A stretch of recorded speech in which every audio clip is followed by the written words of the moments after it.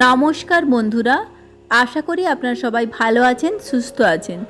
আজ বানাচ্ছি অনুষ্ঠান বাড়ির স্বাদে বাড়িতেই আদার কুচি, আমসত্ত্ব এবং খেজুর দিয়ে দারুণ সুস্বাদু টমেটোর চাটনি রেসিপি।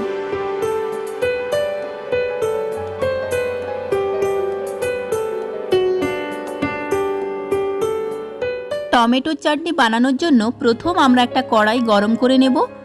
এর মধ্যে সামান্য কিছুটা তেল অ্যাড করে তাতে দেব একটা শুকনো লঙ্কা এবং 1 চামচ 5 ফোড়ন। এগুলো কিছুক্ষণের জন্য লাল লাল করে ভেজে নেব। এরপর দিয়ে দেব কুচিয়ে রাখা টমেটোগুলো কিছুক্ষণ নাড়িয়ে চাড়িয়ে এর মধ্যে দেব হলুদ গুঁড়ো এবং স্বাদ মতো নুন। এরপর টমেটোটা আমরা সেদ্ধ করে নেব। টমেটো সেদ্ধ হলে আমরা দিয়ে দিচ্ছি কাজু আর দেব পরিমাণ মতো চিনি। আপনারা আপনাদের পরিমাণ মতো চিনি দেবেন।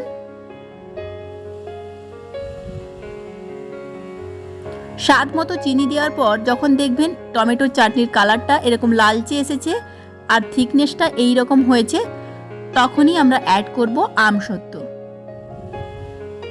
আমসত্ত্ব দেওয়ার পর আমি আগে থেকেই খেজুরটা স্লাইস করে কেটে ভিজিয়ে রেখেছিলাম, খেজুরটা দিয়ে দেব। এখানে ভিডিওটা শ্যুট করা ঠিক মতো হয়নি।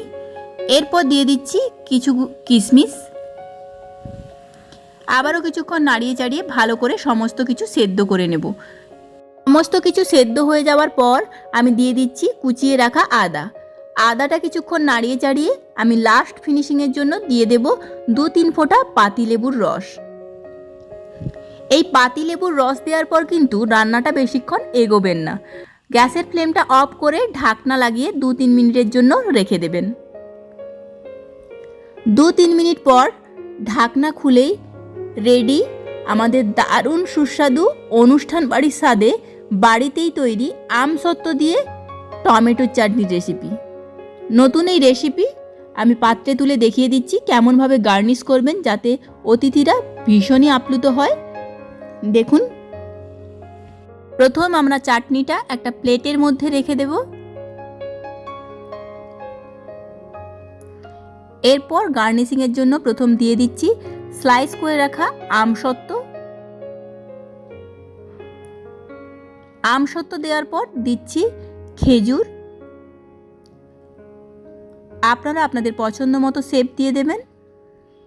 এরপর দিচ্ছি কুচনো আদা আর দিচ্ছি স্লাইস করা একটা লেবু। এই রকম সাজানো গোছানো প্লেট যখন অতিথিদের টেবিলের পাশে থাকবে তখন অতিথিরা ভীষণই খুশি হবে এবং সঙ্গে রেসিপিটা অবশ্যই জানতে চাইবে। এই রেসিপি আপনাদের ভালো লাগলে একটা লাইক দেবেন, সঙ্গে সাবস্ক্রাইব করবেন, পাশে থাকার অনুরোধ রইল। নমস্কার।